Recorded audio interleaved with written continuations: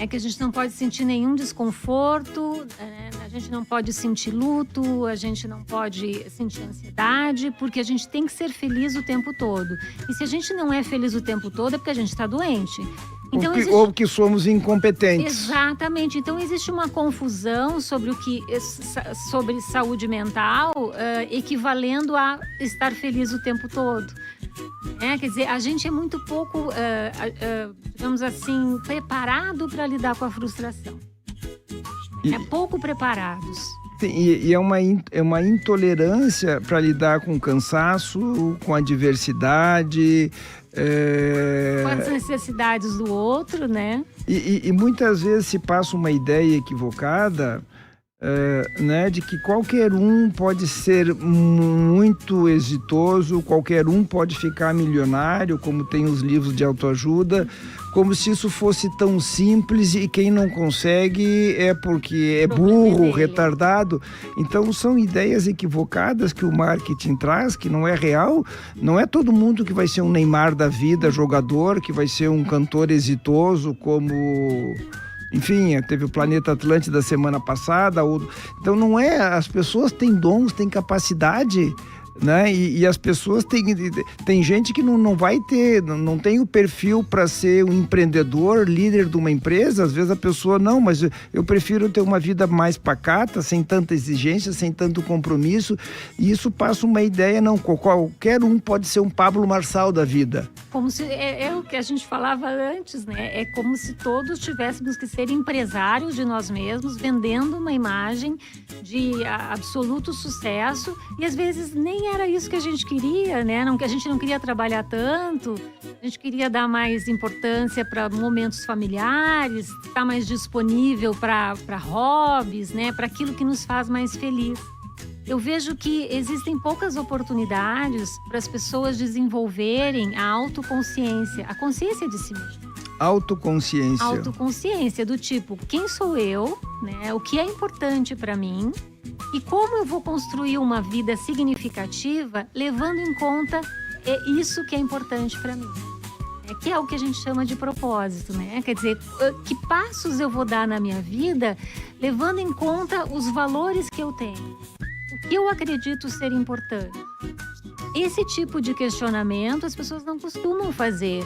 Então, para eles, qualquer marola é onda, né? Porque eles estão vulneráveis a qualquer tipo de influência. Mas também, doutora Silmara, o difícil de fazer questionamentos como esse é que a resposta não vem num primeiro momento, essa resposta pode demorar para vir, né, de não ter clareza.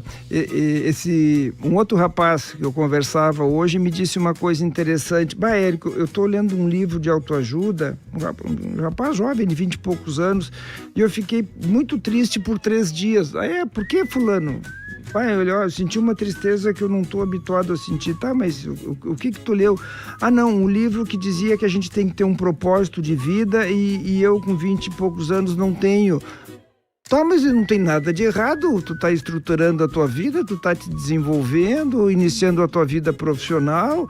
Eu disse pra ele, eu quando não sei exatamente o que fazer, eu começo por exclusão, o que não fazer? Então, muitas vezes, aí de novo, um livro de autoajuda passa, não, mas tem a receita do bolo, mas então tu é incapaz. Tu não seguiu a receita, tu não tá fazendo isso, e as pessoas, se não tem assim... essa autoconsciência, acho que é um termo muito importante, né? Ou não tem o hábito na família de conversarem, refletirem, a pessoa fica atordoada. Sim. Não, e assim, uma ideia de que propósito é algo único, né? E que vai ser o mesmo pro resto da minha vida. E não é assim. O nosso propósito, ele vai mudando conforme o que é importante para nós naquele momento. Então, se ele é jovem, se ele está estudando, se ele está investindo no futuro, o propósito dele pode ser esse, me tornar um profissional, né, capaz digamos assim, de se manter por si mesmo, né, de chegar a alguns objetivos. Depois ele constrói outro propósito. Só que o que acontece com os livros de autoajuda tem muito a ver com quem escreve.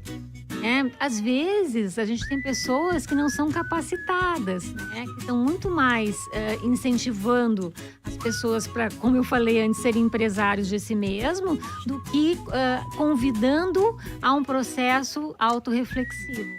Então, assim, é uma pena que a gente não possa colocar um selo no livro de autoajuda e dizer leia esse, não leia aquele, né? Porque na livraria parece que são todos muito bons pelos títulos. Mas alguns livros, eles vendem uma receita de bolo que não dá certo na vida real. É interessante, e como tem livro, né?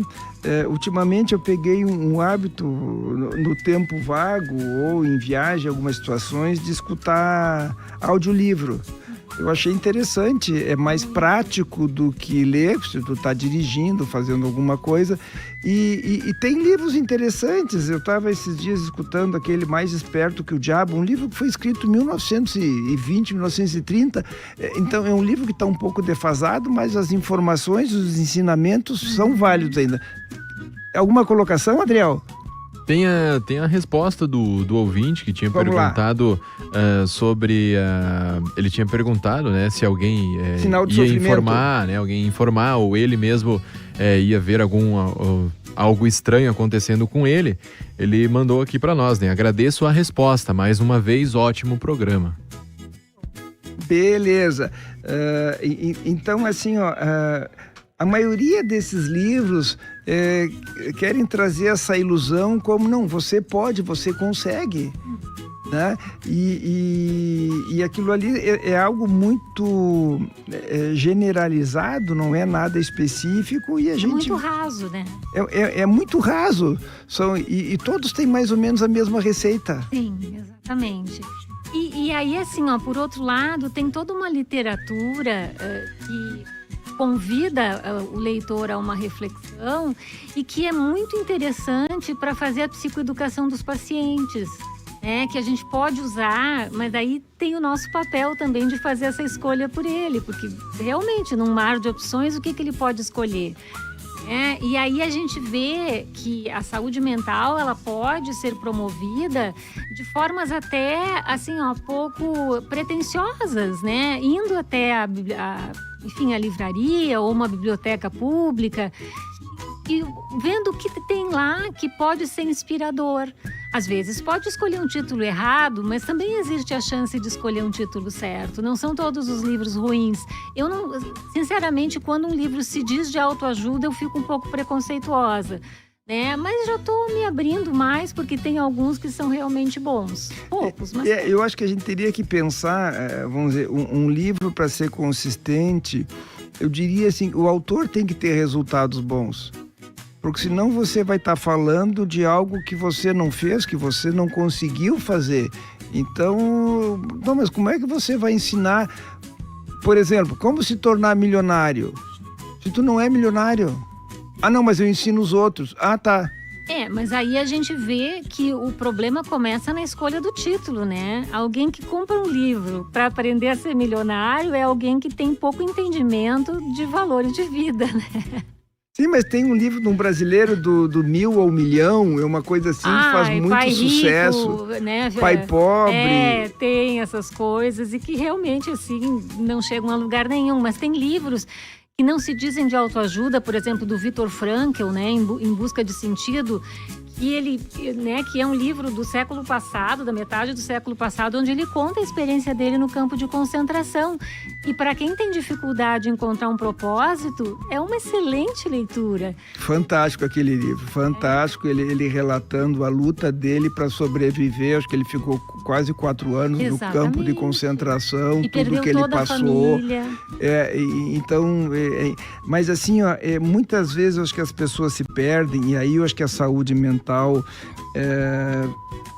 fica comprometida, porque as pessoas, vamos dizer, estão de mal com a vida. Por exemplo, reclamam do trabalho. Mas que saco, eu tenho que trabalhar tanto. Mas eu não ganhei na Mega Sena. Mas por que não me deixaram herança? Sabe? A pessoa fica arrumando pretexto para ser infeliz. Então, tem gente que assim, que fica, parece que supervalorizando o que está faltando na sua vida e não se dá conta. Mas peraí, quem sabe eu tenho um trabalho que é interessante, eu ajudo as pessoas, isso me proporciona uma vida confortável, eu tenho um papel legal na sociedade, eu sou... Então, muitas vezes as pessoas se perdem em termos de valores e as pessoas ficam esperando, desejando, outros, né? Ou desejando uma vida de parque de diversões. Exatamente. Alegria, felicidade, música, todo mundo sorrindo, né? Exatamente. Como se fosse um playground, né? Como Isso. Se sempre pudesse estar feliz. Daí vem a cultura do estar feliz o tempo todo, né? Ser o mais feliz possível. Enquanto que felicidade não é um estado, é um verbo. A gente produz felicidade todos os dias e tem dias que a gente não conseguiu produzir porque outras coisas aconteceram que são da vida. Então, no momento em que a gente consegue perceber que felicidade é verbo, a gente vê que talvez hoje não tenha sido um dia tão bom, mas amanhã pode melhorar se eu identificar o que está me fazendo mal, o que está me causando tristeza, se eu conseguir parar e identificar o que está me trazendo esses pensamentos infelizes. De novo, autoconsciência. De novo, autoconsciência. Autoconsciência é essa capacidade de olhar para dentro de si e não ficar olhando o que o outro está fazendo. Parar de olhar a rede social. Olha a roupa do fulano, mas olha onde é que ele está passeando, mas olha não sei o que, trocou de namorado. Exatamente. Mal sabe ele que ele não pagou as contas, né? Que ele vai receber a fatura depois que ele voltar e não tem como pagar. Às vezes acontece isso. Fazer um intervalo, Adriana? Ou tem ouvinte? Vamos lá, por favor. Tem a participação do ouvinte, né? Ele mandou um relato aqui, um desabafo, né? Boa noite, parabéns pelo programa. A pauta é sempre atual nos dias de hoje. Eu tive uma filha minha que teve depressão e tentou o suicídio. E nós procuramos os CAPs, procuramos ajuda de emergência porque era uma situação crítica e não tivemos um acolhimento. Então, quando uma pessoa está com qualquer doença psicológica que não tem o risco de atentar contra essa vida, ela pode até aguardar ou ser atendida por outro profissional da área médica, mas quando são urgências ou emergências, muitas vezes elas são negadas ou desqualificadas por falta de profissionais para atender na rede pública. Tivemos que ir em busca de um profissional particular, tivemos que arrumar dinheiro de onde não tinha para poder socorrer nossa filha. Hoje ela está bem, graças a Deus. Eu que nós falamos antes, né, doutora Xiomara, infelizmente, semana passada eu fazia um programa muito interessante com o Yuri da Silva. Yuri é um assessor de investimentos. E nós falávamos sobre isso no nosso país, um belíssimo país, recursos infindáveis, mas falta tudo, né? Falta saúde, falta segurança, falta educação, falta tudo, enfim. É uma lástima esse estado de coisas, mas se nós nos resignarmos a isso, se nós não exigirmos dos nossos políticos, porque os nossos políticos estão aí para cuidar da nossa cidade, cuidar do nosso país, mostrar serviço. Então isso parte de nós, de que a gente possa exigir. Bom, mas tem que ter um pronto atendimento. Passo Fundo ainda não tem uma UPA, eu não sei se tem pronto atendimento psiquiátrico, me parece que lá no Hospital de Clínicas, que tem residência de psiquiatria, acho que lá tem um pronto atendimento. Então passa também pela população, vamos dizer, bater na porta do seu vereador e denunciar na rádio. Quer dizer, são formas que a gente tem de fazer essas denúncias ou de solicitar providências. Nós não temos uma cultura de promoção da saúde e muito menos, né, de atendimento, digamos assim, de valorização à queixa, né, de dar uma atenção a relatos no que vem, né, cheios de dúvidas, cheios de preocupação. E eu acredito sim que ele possa ter se sentido desvalorizado, invalidado na sua preocupação, e comemoro que eles tenham conseguido então procurar um profissional que desse esse acolhimento, que desse essa orientação. Porque, de fato, nós não sabemos muito para onde correr, né? Não é sempre que a gente consegue atendimento e as pessoas estão aí vulneráveis, né? E acabam muitas vezes vítimas de si mesmas. Não, e bem importante, eu vou destacar no relato do ouvinte, que bom que a família acolheu, né? Esse pai diz, não, me preocupei com a filha, eu percebi que ela não estava bem, ela precisava de ajuda, quer dizer, isso já é meio caminho andado.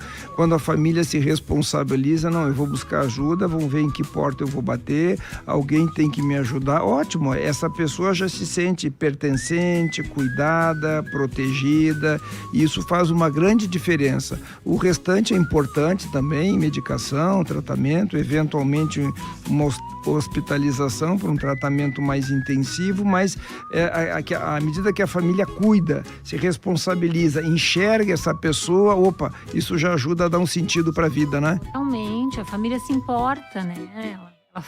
Ela caminha em direção à ajuda. Isso é fundamental. Quem sabe vamos entrar agora no aspecto da terapia. Como é que a terapia pode melhorar a saúde mental ou pode melhorar a qualidade de vida da gente? Bom, primeiro eu acho bem importante, né, a gente desfazer uma crença, né, na verdade é uma frase que é dita por todo mundo, meio sem pensar, do tipo, faça terapia para todo mundo. Sinceramente, eu acho que terapia é para alguns, para muitos, né? Mas não é todo mundo que é obrigado a fazer terapia, especialmente se está se sentindo bem, se acha que a sua vida está dentro do que esperava, né? Se não apresenta nenhum sinal de sofrimento psíquico. É claro que a terapia ela é, digamos assim, dividida em graus de intensidade, né? Nós temos desde a terapia de baixa intensidade, para as pessoas assim que estão com uma questão existencial, né? Gostaria de conversar com um profissional para me conhecer um pouco mais, ou então assim, tem um problema, um dilema, né? Gostaria de ter um profissional para fazer uma troca, ou simplesmente eu gostaria de conhecer como é que é a psicoterapia, né? Até a terapia de média intensidade, né? Para casos assim não tão graves, para distúrbios psíquicos de menor gravidade, e a terapia de alta intensidade, né? Que requer muitas vezes uma equipe multiprofissional, né? Que psicólogo, psiquiatra trabalhem juntos, envolvendo medicação. Então é importante a gente fazer essa diferenciação, né? Eu vou me ater aos casos de baixa intensidade, né? Ou assim, as pessoas em geral que têm o desejo de fazer psicoterapia para um processo de autoconhecimento, que representa mais ou menos 25% da população, de 23% a 25% da população no mundo inteiro, né? Só te interrompendo, quando tu diz assim, a motivação é autoconhecimento, estaria implícito também que essas pessoas não teriam nenhuma situação muito aguda, assim, de intenso sofrimento, é isso? Exato, exatamente, tá. Porque quando implica em intenso sofrimento, elas já precisam de uma terapia de média, né, okay, ou alta intensidade.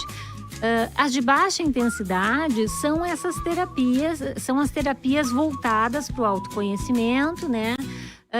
E que, digamos assim, promovem justamente aquilo que a gente falava aqui, um movimento de autoconhecimento, né? A possibilidade de trazer à tona princípios, valores, ideias, né?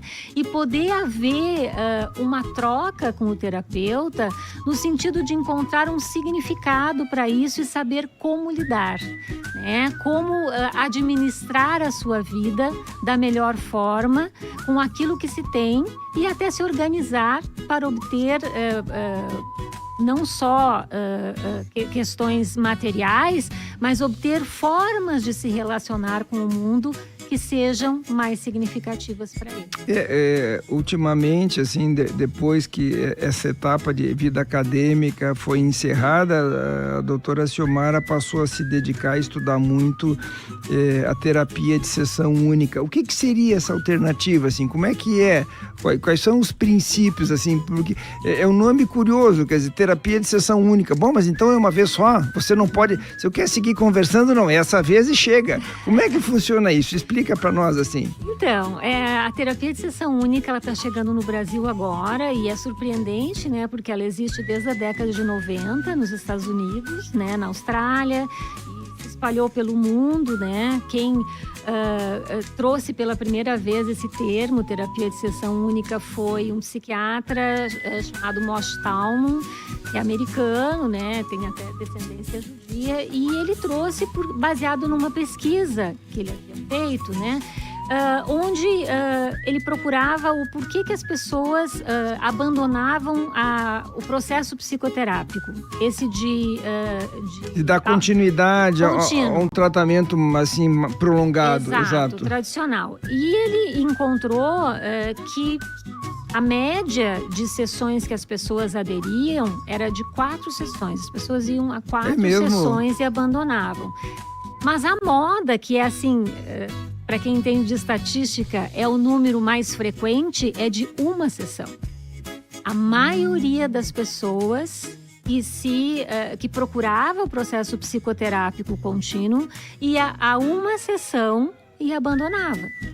E ele foi entrevistar as pessoas, né? Porque ele achava assim que, assim como os terapeutas ficavam muito frustrados, ele achava que as pessoas também tinham se frustrado.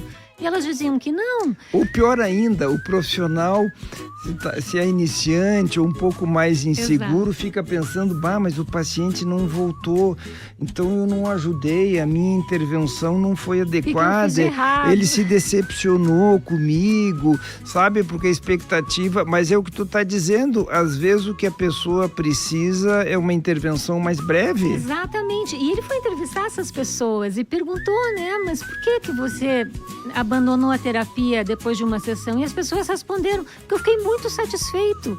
Foi o suficiente. Foi na medida certa que eu precisava daquele momento. E assim, davam notas excelentes para os profissionais. Mas então por que você não continuou? Porque o que eu precisava era falar sobre aquilo que eu falei. A minha necessidade do momento era aquela. Exatamente. Então, baseado nesses resultados, é que ele começou a desenvolver uma outra modalidade de atendimento. Ou entender o que tinha por detrás disso. Exatamente, porque assim, muitas pessoas, elas procuram a terapia para resolver um dilema, às vezes. Uma situação pontual. Pontual. E elas não têm, às vezes, nem recurso financeiro, né? E nem vontade de continuar investindo naquela fazer uma revisão contínua, mais ampla na sua vida. Principalmente, isso era um dos argumentos, né? Porque elas não sabem quando vai terminar. Então, algumas pessoas se ajustam a esse modelo, gostam de ter terapia semanal por tempo indeterminado, se beneficiam muito com isso, e outras pessoas preferem intervenções pontuais. Então, eles abandonaram a terapia depois de uma sessão, mas ficaram muito satisfeitos e consideraram que as suas expectativas foram atendidas. Porque o justo seria a gente pensar, abandonou porque o terapeuta é ruim. E eles disseram, não, o terapeuta foi muito bom. Mas aí o que tu trazes também é um aspecto interessante da expectativa do terapeuta ou da necessidade do terapeuta. Eu já nem falo necessidade financeira, não, mas você pode melhorar mais, você não pode só parar por aqui, temos que dar sequência, um tratamento mais ambicioso. E aí eu já tenho, assim, de 34 para 35 anos de clínica, eu tenho no meu arquivo milhares de fichas de pessoas que consultaram uma vez. E as pessoas, às vezes até eu tenho a felicidade de reencontrar as pessoas 10, 15 anos depois, ou eventualmente alguém volta ou traz um familiar, e as pessoas dizem, aquilo que tu me disse naquela época me ajudou muito. Né? E a gente, em geral, não lembra, mas o que eu te disse? Assim, às vezes a pessoa, tu me falou aquilo me ajudou a esclarecer.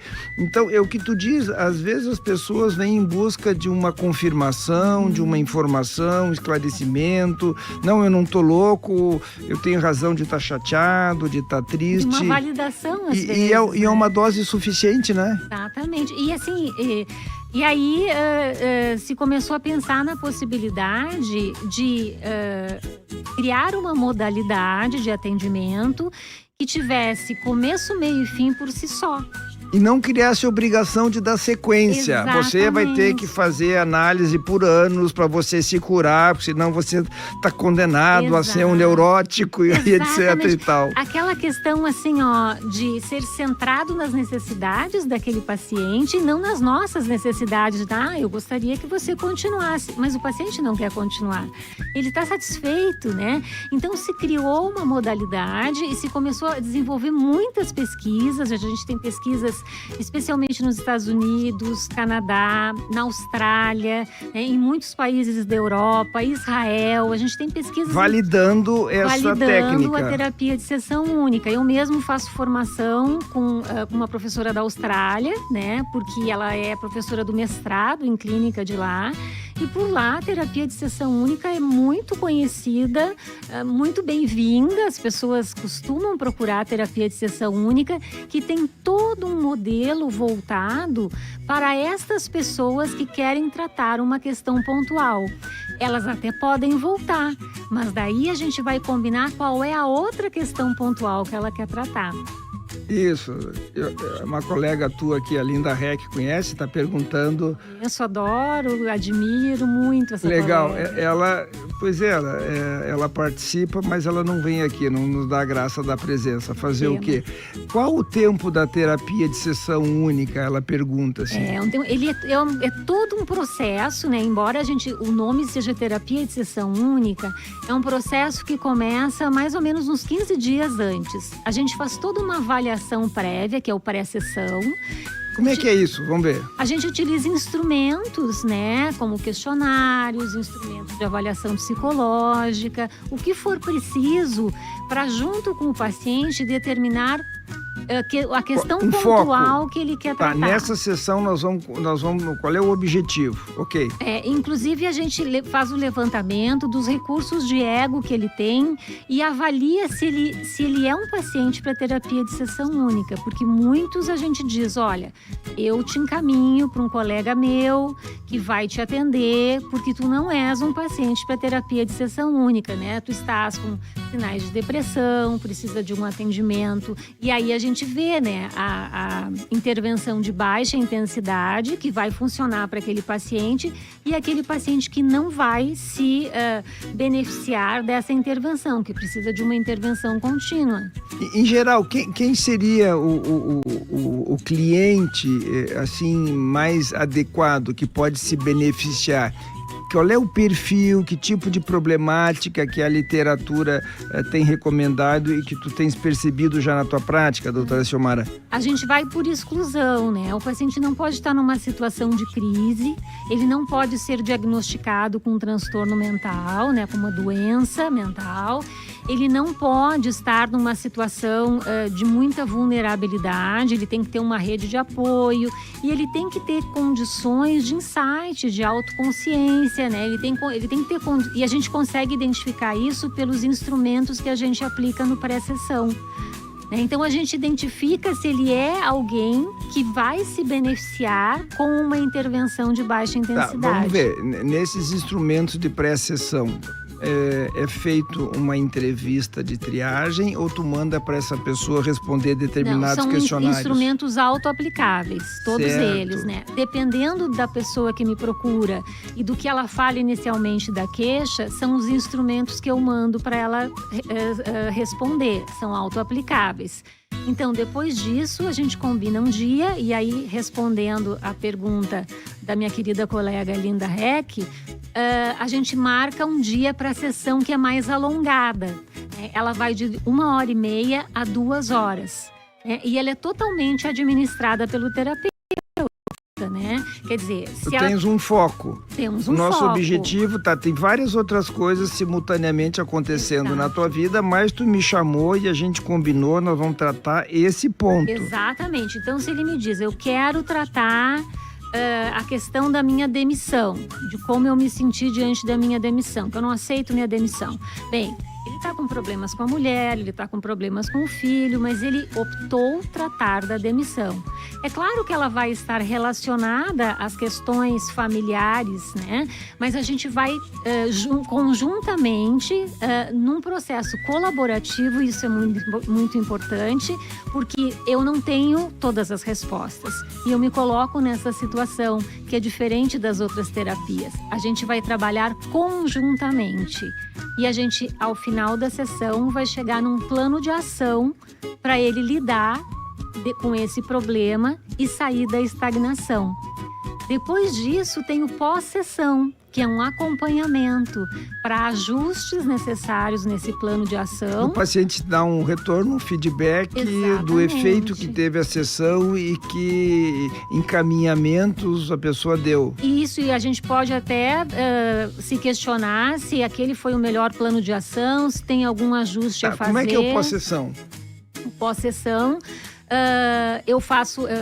Daí cada terapeuta vai fazer a sua forma, né? Mas eu faço uma sessão bem mais curta, mas uma videochamada, e a gente retoma o plano de ação para ver se ele foi efetivo, se ele está conseguindo colocar em prática e se não, por que não está conseguindo. Muitas vezes um pós-sessão vai culminar na marcação de uma nova sessão. Mas na maioria das vezes, na minha experiência, os pacientes têm conseguido colocar o seu plano de ação em prática, porque são planos de ação totalmente voltados para o seu problema, baseados nas suas necessidades, né? E utilizando os seus recursos internos e externos. Então, é uma psicoterapia totalmente centrada no cliente, nas necessidades que ele tem e nos recursos que ele possui. Se for assim como tu nos dizes, o caso para uma outra sessão, para tratar de uma outra problemática, qual seria esse espaçamento recomendado? Geralmente, a gente dá um espaçamento de 3 meses, pelo menos. Não pode ser, porque senão se torna uma terapia intermitente, né? Daí ele marca uma sessão, semana que vem ele marca outra. Mas eu pensei 30 dias depois, tu dizes 3 meses, é bastante tempo. É porque a gente precisa de um tempo para ele colocar em prática esse plano de ação. Aquele assunto anterior. Peraí, tu tem um tema de casa. Enquanto tu não resolveu o primeiro tema de casa, nem me aparece aqui. Quase isso. Eu tô exagerando. Tu tem que resolver aquilo. E junto com o plano de ação, né, que a gente manda para ele por escrito, e ele pode consultar quando ele quiser, a gente manda outros recursos terapêuticos. Dentre esses, como eu falava antes, algumas sugestões de leitura, filmes, documentários, né, que ele pode complementar aquela sessão que já foi prolongada, né, mas que sempre deixa alguma dúvida, uma necessidade de aprofundamento. É um combo. Essa terapia de sessão única pode ser assim online, por videochamada, ou tem que ser presencial? Eu faço online, né, porque eu tenho uma boa parte de pacientes que são de fora do país. Sim. Né? Muitos brasileiros procuram terapeutas brasileiros, né? Pela cultura, pela língua, por uma série de razões, né? Exatamente. E os meus pacientes são de várias cidades, vários locais, né? E o trabalho online acabou sendo bastante interessante para mim, né? Mas eu tenho colegas que fazem só presencialmente, o que dificulta, né? O que, digamos assim, restringe um pouco mais o acesso, porque a pessoa tem que morar na mesma cidade, né? Mas já fiz atendimentos presenciais para pacientes que me pediram, que gostariam que fosse presencial. É muito interessante o que tu nos trazes, Silmara, porque vai de encontro àquela ideia, não, um tratamento bom é o tratamento que dura uma vida toda, esse sim, você vai poder revisar os seus conflitos edípicos, etc e tal, mas às vezes tem gente que quer um lanche rápido, a pessoa não quer um buffet variado, não, eu preciso aquilo ali, eu estou angustiado com isso, eu estou em dúvida, é um assunto pontual, quer dizer, de ele poder levar em conta a necessidade do paciente e não a tua ambição. Tu queres oferecer um pacote muito abrangente e a pessoa, não, tu não entendeu, eu só quero isso. Sim. Já me aconteceu mais de uma vez da pessoa me procurar com uma demanda, né? E eu dizer, olha, eu vou te encaminhar, encaminho, não sei se a pessoa procura, enfim, encaminho para pessoas que fazem psicoterapia semanal, né? Porque acho que aquela demanda não é para terapia de sessão única. Então, isso às vezes a gente vê logo na queixa, ou através dos instrumentos que a gente aplica no pré-sessão. Emoção, afeto e comportamento, no dia 4 de fevereiro de 2025, 9h23 da noite, né? O nosso companheiro Lucas Tibola está de férias, o Adriel aqui está quebrando o galho, dando uma força. Voltamos do intervalo comercial para o último bloco. O assunto de hoje é saúde mental, como obtê-la, como mantê-la. A nossa convidada é expert, a doutora Xiomara Benincá, professora universitária por muitos anos, uma estudiosa, e agora ultimamente vem se dedicando a essa técnica da terapia de sessão única que nós estamos conversando ao longo do programa. Tu nos dizia, antes do intervalo, que a terapia de sessão única é composta de 6 fases. Vamos retomar isso assim. Então, primeiro, antes do encontro propriamente dito. Vamos ver. Antes do encontro propriamente dito, a gente tem o primeiro contato, né, onde a queixa é solicitada, né, a pessoa consegue verbalizar. Geralmente eu faço isso por áudio, né? Até assim, já para ver uma conexão, para a pessoa ouvir minha voz, para eu ouvir a voz dela, né? E conforme o que a gente conversa nessa primeira etapa, tem uma segunda etapa que eu vou enviar instrumentos autoaplicáveis, né? Onde ela mesma, ao preencher os instrumentos, consegue fazer esse processo autorreflexivo, porque o instrumento é totalmente focado na queixa. Claro, ela já começa ali, vamos fazer uma revisão, já começa a cutucar no assunto, já vai direcionando. Inclusive, o que ela pretende obter com aquela consulta. Para a gente poder... Qual é a necessidade, qual é a expectativa que a pessoa tem. Exatamente, porque depois a gente consegue fazer essa checagem de expectativas, né? Então, nós temos essa segunda etapa. Na terceira etapa, a gente vê questões burocráticas, como assinatura de contrato, essas questões assim, né? Na quarta etapa, na consulta, ela se divide em parte inicial, né, onde a gente dá voz para o paciente, né, para ele poder colocar aquelas questões que ele já tinha adiantado em parte, né, mas sob a visão dele, e a gente vai direcionando. A gente é o guardião do foco. A gente vai direcionando o paciente para que ele não se perca nos seus próprios pensamentos, porque a gente tem um trabalho a fazer. Então, quando ele começa a se perder, a gente vai lá e pergunta o quanto aquilo que ele está falando tem a ver com o foco combinado. Então, se não tem a ver, a gente diz, então vamos retomar o nosso foco. Depois disso, a gente conversa com o paciente sobre os recursos que ele tem e os recursos que ele conta para poder lidar com essa questão. E, por fim, então, a gente, junto com o paciente, chega a um plano de ação, que pode ser uma única ação, né? Eu vou deixar de dar importância porque a minha sogra fala, ou eu vou mudar meu jeito com alguém, ou eu tenho passo 1, passo 2, passo 3, que é importante para mim que eu consiga, né? Vou realizar o passo 1, a gente dá um prazo para isso acontecer. Geralmente, depois de 20 ou 30 dias, né? Daí eu tenho essa outra etapa, que é o pós-sessão, que eu entro em contato para ver como foram as coisas, né? E se é preciso reajustar esse plano de ação. Depois disso, eu faço um questionário de feedback, né, que ele vai me dizer como foi a experiência, e fico aberta a novas consultas. É interessante, assim, fazendo uma analogia, né? Tem o tema de casa e a profissional vai ver se fez o tema de casa, se fez direitinho, se aprendeu a lição. Exatamente. Semelhante a isso. Às vezes são até... Como ele ficou pensando sobre a sessão, que foi muito intensa, né? De 1h30, 2 horas, é muito tempo. Ele ficou com dúvidas, né? E eu peço, como eu mando a sessão, o mapa da sessão transcrito para ele pode retomar o que ele disse e haver desdobramentos dali. A pessoa recebe, vamos dizer, um resumo, uma estrutura da sessão. Ela recebe uma estrutura da sessão com o que ela disse e com os meus apontamentos. Então, é como se eu transcrevesse a sessão para ela ter esse material de referência. E, às vezes, ao ler esse material, ela tem outros insights.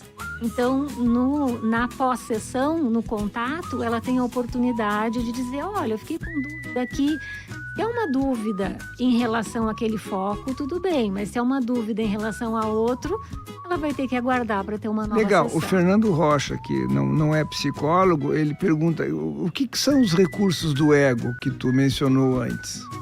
Quando nós falávamos, né, na capacidade de autorreflexão, de autocrítica, né, seriam, digamos assim, a estrutura psicológica que a pessoa dispõe no sentido assim, de poder fazer uma avaliação crítica de si mesma, né, de ter controle sobre os afetos, né, uma pessoa que consegue ter clareza sobre as suas atitudes, as atitudes dos outros. São os recursos de ego, que eu não vou falar em terminologia profissional, né, já que técnica, ele não é já que ele não é psicólogo. E os recursos externos são, se ele tem uma rede de apoio, né? Então eu tenho a minha mulher, que eu vou conversar com ela para ela me ajudar nesse ponto aqui, me ajudar a focar para eu chegar no meu objetivo, né, daquele plano de ação. Eu tenho uma família, né, minha irmã, eu posso conversar. No meu trabalho eu tenho um colega, né, com quem eu posso compartilhar e que pode me sinalizar quando eu estiver saindo do meu foco. Então são os recursos externos que é a rede de apoio. Legal, a Linda Heck traz uma outra colaboração. Ela pergunta, mas seriam estratégias assim basicamente cognitivo-comportamentais ou de outra linha assim? Não necessariamente. Não necessariamente. Como é um trabalho transteórico, né, às vezes pode implicar numa estratégia cognitivo-comportamental se ela for valorosa para aquele caso, né, ou até estratégias existenciais do tipo ler o livro do Viktor Frankl, né, que fala sobre a busca de um propósito, né, ou até uma mudança de atitude em relação a alguma coisa. Então, não necessariamente são atividades cognitivas comportamentais, embora elas não estejam fora, porque o script depende do paciente. Que legal. E quem quiser conhecer mais do teu trabalho, doutora Ciomara, como é que faz para ter contato, ter informações? Eu falo bastante do meu trabalho no meu Instagram, que é @ciomarabenincar. Eu tenho um site, que é ciomarabenincar.com.br, né? E ali tem o meu WhatsApp, a pessoa pode entrar em contato comigo, né? Que eu respondo diretamente todas as mensagens.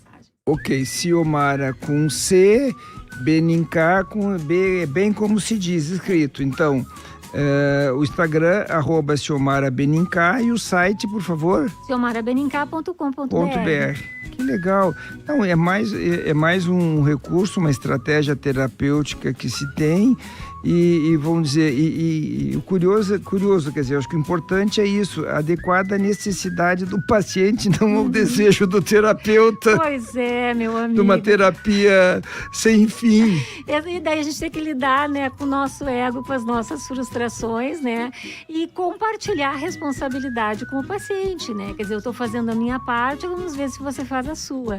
Que legal, Ciomara, e assim chegamos ao fim de mais um bate-papo aqui, muito interessante. Né, o depoimento dos ouvintes comprovou isso, e hoje a gente podendo conhecer um pouco mais dessa técnica nova que tu nos traz e que tu está desenvolvendo, e é mais um recurso terapêutico para situações pontuais, o que aliás é o que a maioria das pessoas precisa e quer, né? Cerca de 25% das pessoas quer isso. É interessante, quem não tem nenhuma situação mais urgente, eu digo, não precisa apagar incêndio, isso está de bom tamanho. Ciomara, muitíssimo obrigado pela tua disponibilidade, sempre vem aqui, faceira da vida, contribui muito com a tua vasta experiência e conhecimento. Até uma próxima. Até uma próxima, eu que agradeço. Um grande abraço aos ouvintes. Muito bem, e assim terminamos, Adriel, mais um Emoção, Afeto e Comportamento. Depois eu vou me informar, acho que semana que vem tem mais, vou ver se tem futebol, às vezes tem jornada da Rádio Gaúcha e não tem Emoção e Afeto, mas depois eu me informo com a Ieda. Uma ótima semana a todos.